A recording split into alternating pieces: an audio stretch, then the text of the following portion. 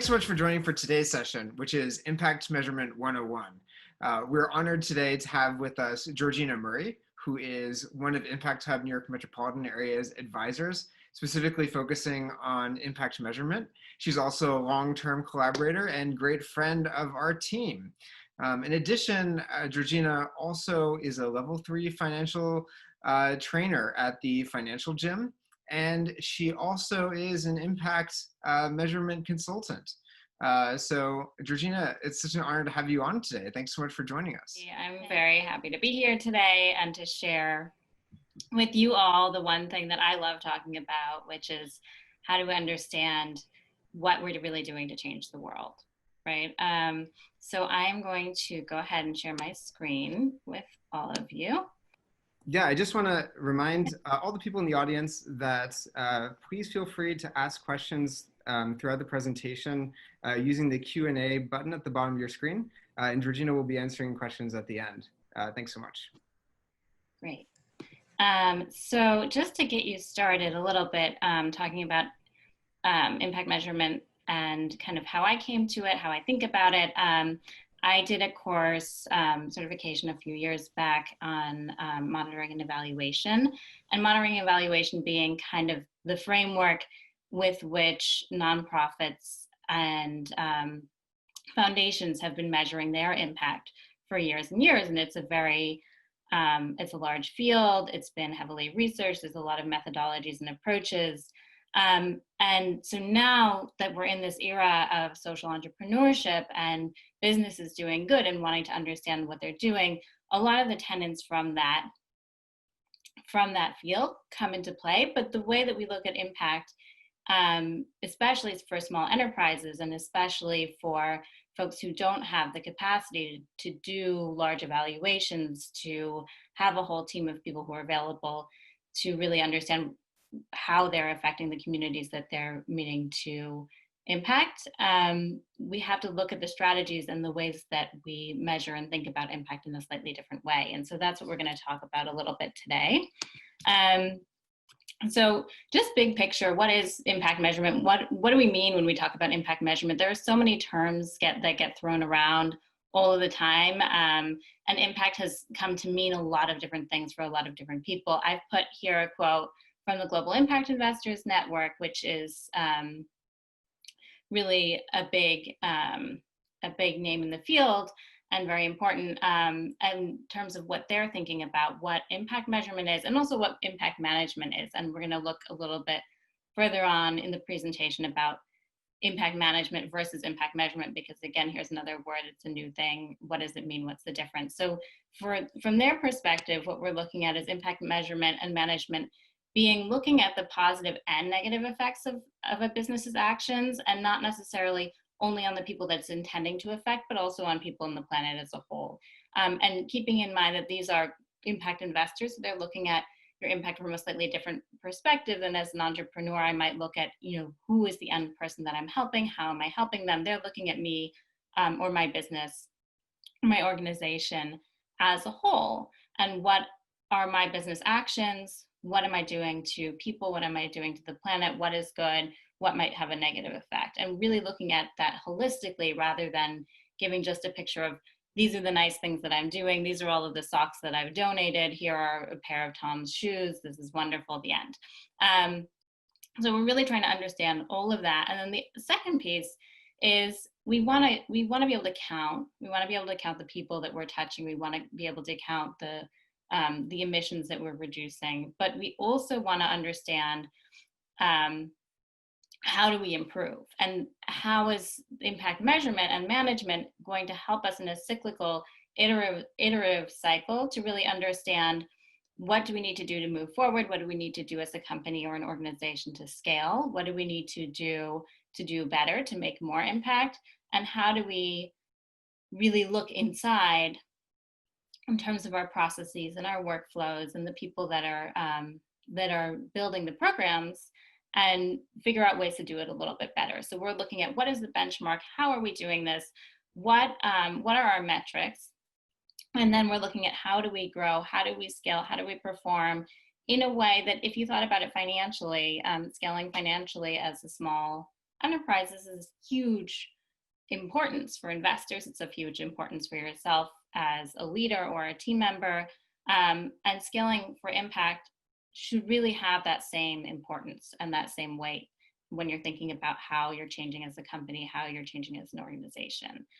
So we're looking at not only just the feedback from the numbers when we're considering the metrics, and not just the feedback from the numbers of the things that we think we're doing well, but also the things that maybe we're not doing so well, or things that we hadn't considered it before, how that's affecting the stakeholders from the beneficiary to funders, and then being able to share that information in a way that's relevant, in a way that's powerful, in a way that really speaks to a much broader audience. And for those enterprises that have clients or customers that they're trying to reach, as well as funders and beneficiaries, the audience is really quite vast. And so we need to take all of that into consideration when we're looking at what we mean when we say we're measuring impact, what we mean when we say we're sharing our impact. So as I mentioned, there were two terms in that definition. There were impact measurement and impact management. And what is the difference? What does it mean? Why is it important? I tend to think of impact measurement as kind of the external piece of it. So we're understanding what is happening. How are we making an impact? How are we affecting our broader environment? We're really thinking about what is the data that we need to collect? How are we communicating that data? How are we increasing the visibility around the impact that we're having?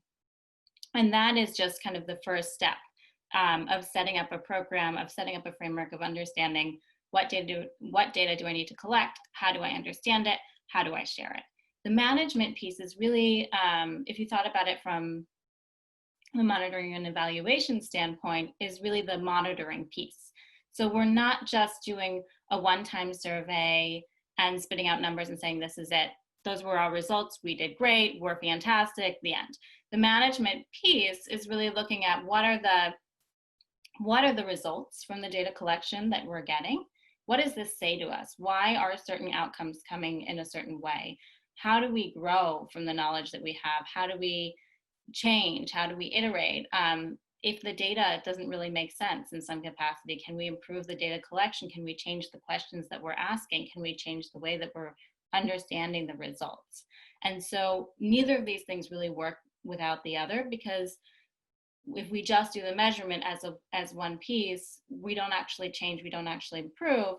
And if we just do the management, we don't have really the foundation, the framework for understanding what's going on. So these two things kind of have to coexist in harmony in some capacity.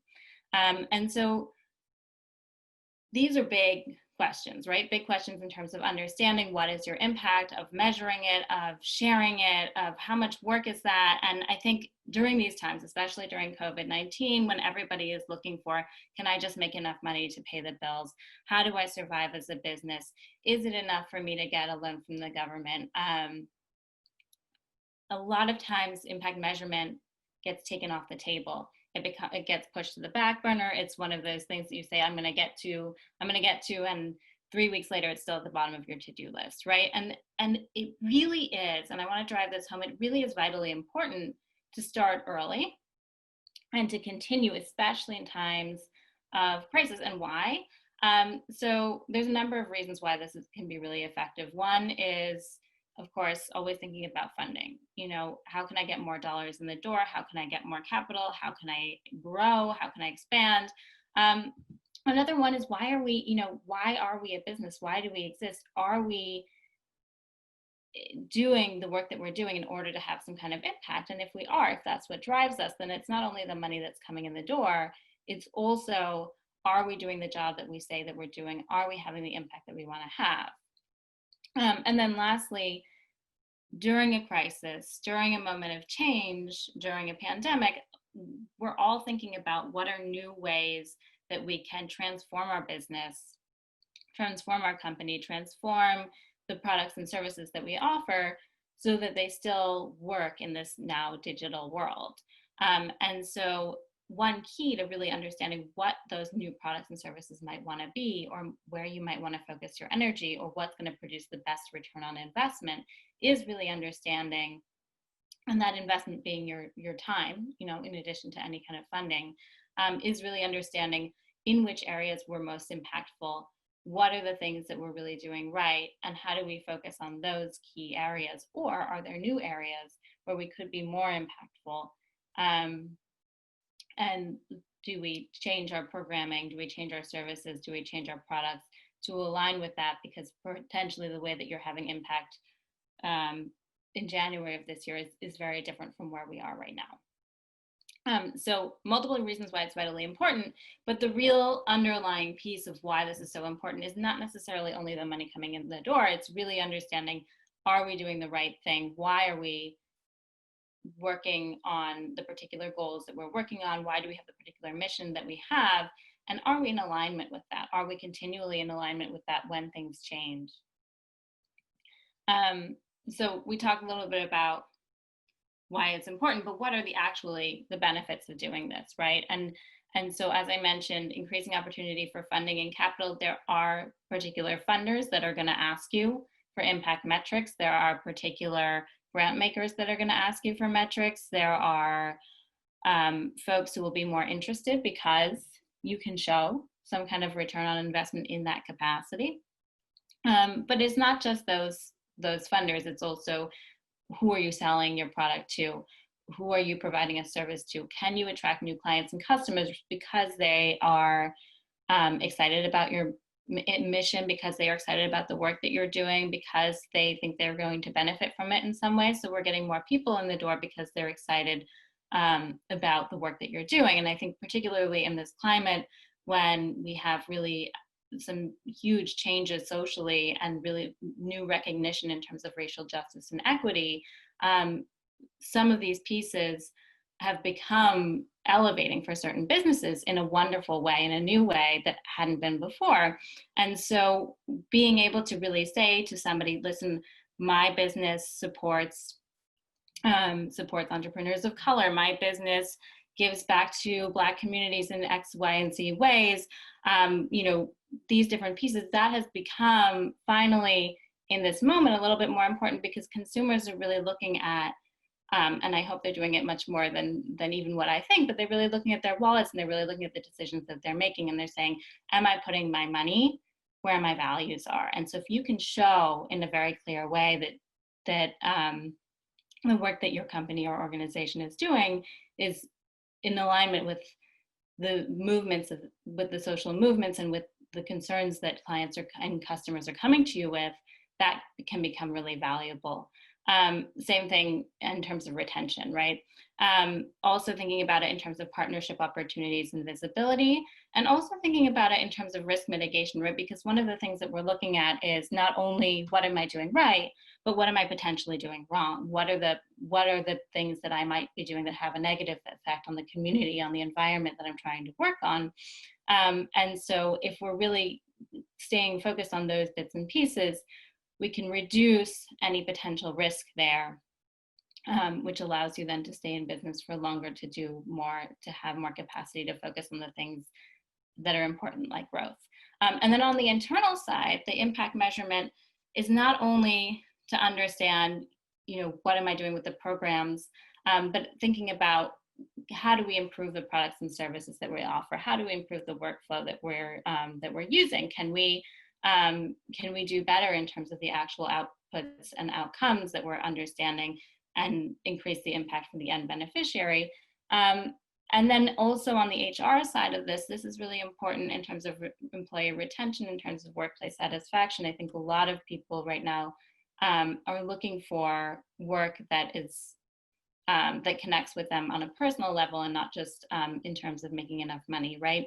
And so if they understand that their work really has power, that their work really has impact, and how it has impact, and how the things that they're doing on a day-to-day basis affect the bottom line, they're more likely to stay, they're more likely to be happy in the place that they are. And then again, the same thing when you're looking for new talent or training needs, you're getting a really good insight about where the staff that you have are in terms of how well they're doing. And then you have a clarity on what kind of talent you need to bring in terms of improving the programs or the products or services that you're offering. So after talking about how important everything is and why you should get started, how do you get started? So a couple of quick steps just to start. Most importantly is understanding, what is my strategy? What is my theory of change? Meaning, what is my mission?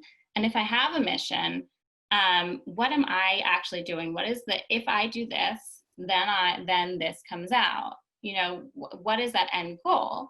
And if I can be really clear about that end goal, about what I'm trying to achieve and what that success really looks like, then I can start measuring, because then I have an idea of what I'm looking for, right? So who am I impacting? When? How deep? What's the breadth? What's the significance? So that's the number one piece. And then the second piece that we're asking ourselves is actually, what do I need to know? And I think the first thing to ask yourself, especially in a time like this where maybe there's not a lot of time and energy to be devoted to measurement, is understanding, what data do you already have? Are there data points from events that you've had online? Are there data points from surveys that you're already offering to clients or customers? Are there data points that maybe you had, you talk to your clients on a regular basis and they share data points with you and you hadn't thought about it as a way to bring an impact, but there's already that data on the table. So looking at what is already in existence, and then what do your stakeholders want to see, and not only what those funders want to see, but also what does your staff want to see? What do your beneficiaries want to see? And then what happens a lot of times is we get so laser focused on these questions of, what data do I have?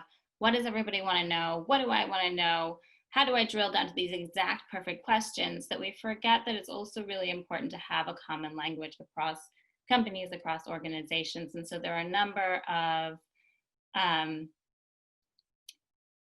different organizations out there that offer commonly shared indicators, commonly shared metrics that you can use, that can then be viewed from across a larger comparison. So if I'm an impact investor, or if I'm a funder and I'm a foundation and I'm looking at, should I invest in you or should I invest in Joe next door, I'm gonna want to be able to compare in some capacity what you're doing and what Joe is doing. And so the more you can use these common languages, the more you can use terms and numbers and indicators and metrics that are shared across industries, across companies, the more attractive I'm going to be to a funder who can really understand very quickly what it is that I want. And the more I'm going to be able to share with partners, with colleagues, with folks who are in my industry, what I'm doing, learn from them, they learn from me. And then the last thing is minimizing that data collection. And so if I have a shared language, if I have drilled down to a couple of questions, I really want to be specific, because we live in this universe of data where there's constantly more and more reams of information coming at us. And it's sometimes overwhelming just to understand, what am I looking at? What is this? Is this giving me the information that I need? So really thinking very strategically about, what are those exact data points that I need? Can I ask one or two direct questions rather than 10, 20, 30 different questions to get to the actual information? And you can always add on later. But what's much harder to do is simplify when you're dependent on a lot of different information. And so keeping it simple is super, super important here. Moving on, and this is really number 3 as we continue down the list of how do I get started, is having a place where that data is stored. A lot of folks store things in Excel or Google Sheets. There are a number of different platforms out there that you can pay for as an organization that help you streamline the process. Whether or not that's worth it to you is a different question. But really having one robust place that's already organized, that's set up, that's ready to go for the data to come in, makes everything much more streamlined, right? Rather than having multiple places, this project uses this spreadsheet, this project uses that thing, I'm trying to bring everything together, and then it creates a lot more time and energy that needs to be spent. We also want to build a strategy to collect the data. We want to think about what kind of questions we're asking. Are they quantitative? Are they qualitative? Are they self-reported? Are they observed? Having a little bit of both is super important, because you're going to want to know not only what people are saying, but actually what you can see happening. Funders are going to want to know the heart-wrenching stories, and also the numbers behind them to understand, to really feel like there's proof there. And then we're considering, how are we going to analyze the data? So what are the questions that we asked initially, and how do those questions translate as we have that data collected?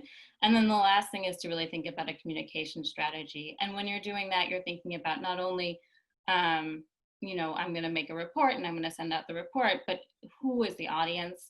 Does the report make sense for the audience that it's intended for? Maybe there's a more executive version, maybe there's a simplified version, maybe there's something that you use for marketing and something that you use for pitches, and those things may be a little bit different. And so thinking about, what are those documents that I need? How do I make it relevant? How do I keep those points simple? And how do I communicate that regularly, both externally and also internally within your team? And then we're looking at a lot of different approaches that already exist out there in terms of, how do we think about measurement? What questions are we asking? How are we asking them? Where those metrics are? So I touched on these a little bit a few minutes ago, but there are a couple of larger approaches. The Impact Management Project is really a project of a consortium of different organizations, experts in the field, who've come together to kind of define a base understanding of, how do we think about impact? How do we ask those questions? And how do we share a common language in some capacity? Another good place to start is looking at the Acumen Lean Data Measurement strategy. And they're really looking at, how do we stay accountable to those end beneficiaries? How do we create value? How do we have really quick turnaround? How do we iterate this process well? And how do we really understand what we're doing and the impact that we're having? So not spending hours and hours and hours developing a super complicated system, but having something that's mobile, having something that's flexible, having something that's easy. And then places to look for these shared metrics and indicators, the IRIS Plus network from the Global Impact Investing Network, the UN Sustainable Development Goals, which we at Impact Hub are super aligned with. Those are also incorporated into the IRIS metrics. GRI is another one. And then there are impact ratings like B Corp, like ARIS, like mixed markets, that actually look at a company as a whole. Is that the same thing as impact measurement? No. Is it a complement? Is it a great way to get a good sense of where your company is at and what it's doing, and to have a comparison tool for clients, customers, investors? Yes. So leaving you with a couple of last things. So best practices as you get started. First one is, start as early as possible. Why? The sooner you start, the sooner you have a benchmark, the sooner you get used to the processes, the sooner they're ingrained in the workflows and the work that you're doing. And it's less likely that it'll fall to the wayside. The second one is, ask simple and relevant questions. So making sure that your data is streamlined, you're not collecting too much, you're not overwhelming yourself. 3 is going where the data leads, meaning if my data is telling me that I'm actually not doing as good of a job as I thought I might have been in a particular area, or the data is telling me a different story, or maybe there's some outliers in terms of who I'm touching, we're having a very different result, I want to really have a good understanding of what that's telling me, and not just look at the positives, right? Looking at the whole picture. Making it a shared responsibility among the team, that's super important. I found for myself, when you're trying to start a program within a company, within an organization that hadn't been there before, it can be really hard to get the buy-in from the team, especially because they feel like it's extra work. The data collection is extra work, the data reporting is extra work, putting everything together, it feels overwhelming. There's already so much on people's plates. So we want to have those people have the buy-in to understand it's a shared responsibility. What am I getting out of it? What's the benefit of that? And so sharing the benefits early, those benefits that I shared in the first few slides, if this is something that you're going to add into an organization later on, is super duper important to get that excitement from the team. Being open to shift and iterate. Sometimes the first approach, I've taken a couple of approaches at different places, they really didn't work. We just completely changed it around and got a much better result. So sometimes you really have to try one thing, see where the data goes, and then decide that it's not working and try something else. Look outside for other learnings, for other organizations that are doing similar things. You don't really have to reinvent the wheel, right? There's a lot of information out there. And then really reaching beyond the output. So when you're thinking about measuring, we're not just thinking about how many people came to my event.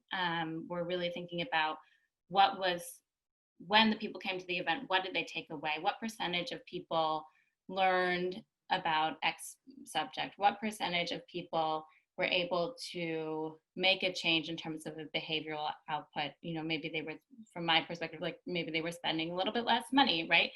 So the changes, the behavioral changes, the personal changes, the emotional changes, the environmental changes, these are the things that we're looking for. And when we just report the numbers of who came to the program and how well attended and how much money and all of these things, we don't get a full picture of what's really happening.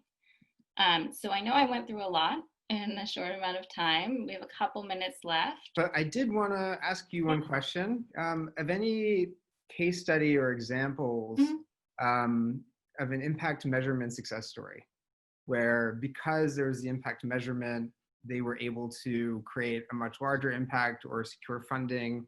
I will say, yeah, in terms of sometimes it's not even necessarily at the funding level, but it's really at like the build out level of a business. So I was working with an entrepreneur who was doing a food delivery, like a cheaper lunch service. And so he would pick up food from bigger hotels and banquets and things like that, and then repackage the food and sell it at a much lower price for folks who couldn't afford to get lunch during a long workday. And from that perspective, just actually, even before the impact was really happening, having a couple of trial runs, having a couple of pilots, and being able to say, this was the response from the beneficiaries. These were how many people we were able to feed. This is how excited they were about it. Really opened the door to getting those event spaces on board to actually provide the food that he was looking to then repackage, right? So sometimes it's a question of partnerships. I think from the other side of it, from the investor side of it, I've seen particular investors who will not consider an organization if they don't have some kind of numbers associated, right? That they're really looking for very particular output or very particular area or robust reporting. And sometimes they'll come back and they'll ask for 2 or 3 additional things. They might ask for a totally different rundown of what the data is, or ask particular questions. If it's not possible to get reporting, if it's not possible to prove that you have impact, then you're not considered as part of an investment portfolio. And I've seen that with investors that I've worked with in the past. Does this actually meet the criteria? And can I easily see that it meets the criteria? And if I can't easily see, then maybe I'm going to move on to the next thing. Wow, that's super helpful. I want to be cognizant of time. We're basically at the end here, but I just wanted to give you a chance to maybe give any advice that you would to an entrepreneur who hadn't gone in this direction yet of measuring adequately, or is, just entering that process. What kind of advice would you give them just to start? I would say just start with one small thing, right? It doesn't have to, I think a lot of times we throw out the baby for the bathwater. So if you just have one question in mind in terms of one particular thing that you're doing, can you start with that one question? Can it be as simple as a survey that goes along with your product to clients? Can it be as simple as, a quick social media campaign? Can it be as simple as a quick outreach poll that just gives you a little bit of information? I think what gets exciting and what really kind of propels this process is once you start seeing the results of your data collection and what it's telling you. So if you can start with one bit, one piece, one question, one data point, that will really lead you in the direction of understanding where is the next place that I need to go, because there's so much in building a program out like this, but it doesn't have to all start immediately at the same time.